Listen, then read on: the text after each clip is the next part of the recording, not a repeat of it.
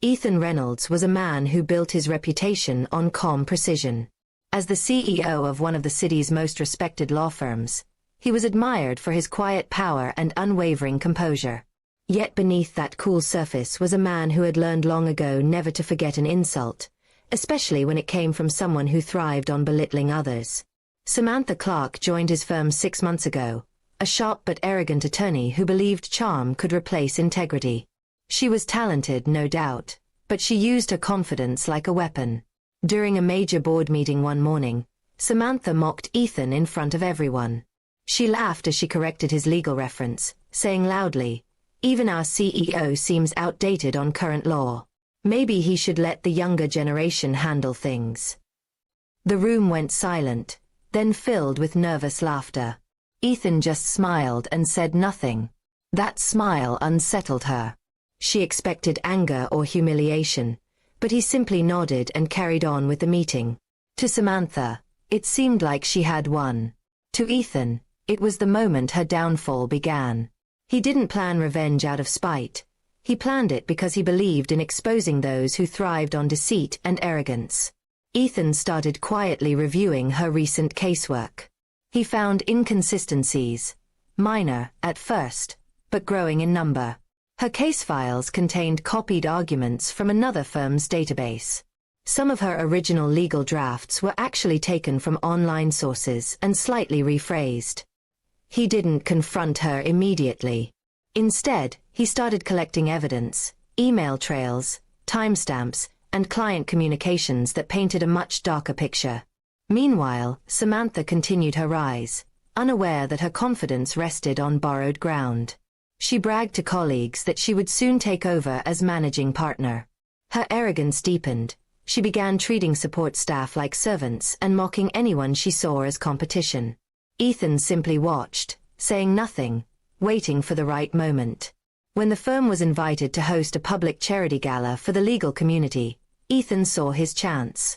It was a grand event. Judges, clients, and media representatives attended.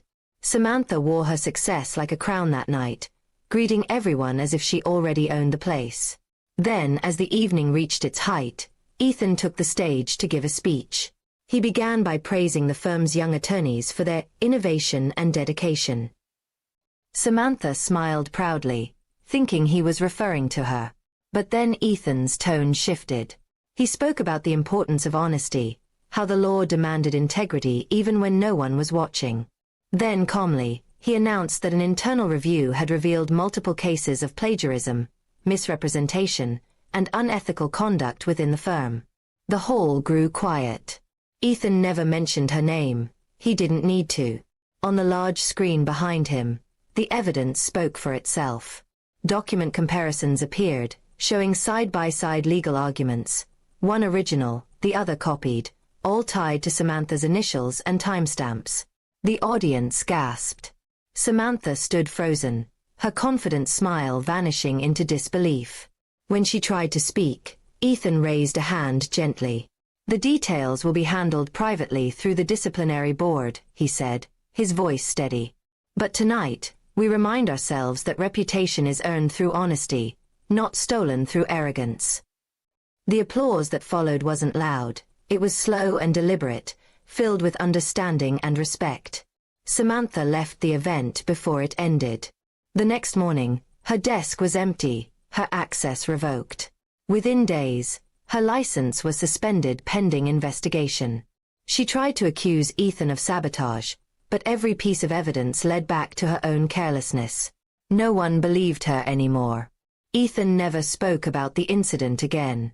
When asked, he simply said, "Truth reveals itself when silence does the talking." Under his leadership, the firm grew stronger, more united. The staff learned from what had happened, not through fear, but through the realization that character mattered more than talent.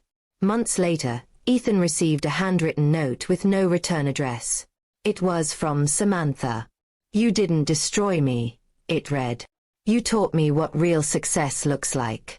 I'm starting over, this time with honesty." He smiled faintly and placed the note in his drawer, closing it quietly. He never sought revenge, only truth.